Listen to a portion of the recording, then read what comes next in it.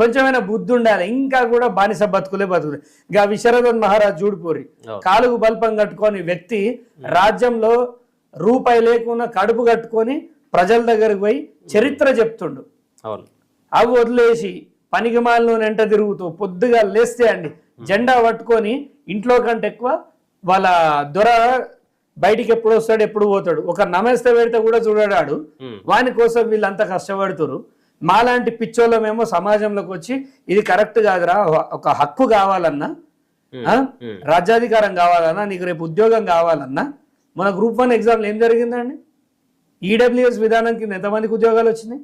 ఎంత దౌర్భాగ్యం అండి. ఎవడన్నా ప్రశ్నిస్తుండా? అందరికి టీవీ ఛానల్లోకి రాలేకపోతే ఏం చేయాలంటే ప్రతి ఒక్కడు వారి మొబైల్లో ఇది జరిగింది అడ్డమైన రీల్స్ చేస్తారు. ఒకసారి తెలంగాణకి ఇది జరుగుతుందంటే ఒక విప్లవం వస్తుందండి. యువకులు చచ్చిపోయారు తెలంగాణ